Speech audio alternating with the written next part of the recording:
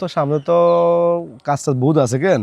হ্যাঁ কাজ আছে, কাজের কাজ করতে হইব। কাজের শেষ নাই, বহুত কাজ আছে। ওই যে এখানে কি এটা এটা কি দেখা যাইতেছে? তার কাছে এটা নেই, হ্যাঁ এটা তো ব্যানার পোস্টার আর কি। পোস্টার, একটা আইডিয়া আছে। কি আইডিয়া আবার? অনেকদিন থেকে তো তুই আতুন স্পিডকে খাবি খাবি কস। বেড দরস তো খাই দিতে পারি না, বেড দিলি না খাই। এখন একটা বেড হাইছি এটা লই। কি বেড দিতে পারি মানে এটা বুঝলাম না কিসে। তুই আতুন যদি একই ডে যদি পোস্টার ইয়ান হুন্ডা করে লতি হারস এন কি ইয়ান আর ব্যানার ফেস্টুনার কে? ইয়ান যদি হুন্ডা করে লতি হারস হ্যাঁ তাহলে তোরা যাই স্পিড খাবাই। কি কস? হ্যাঁ সাই ইঞ্জেল খাইছি ইয়ান কেন what I know কেন সিটছে একবার। তুই তো সিঁড়ি হালাইছ।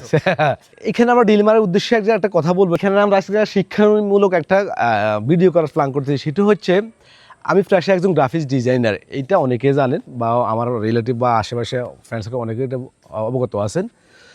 তো এই যে ফেস্টুনটা, এই ফেস্টুনটা একটা ফ্যান ফেন্ট করে একটা ফ্রেম তৈরি করে এখানে পর্যন্ত লাগান পর্যন্ত এখানে মিনিমাম 1000 থেকে 1200 টাকা খরচ আছে।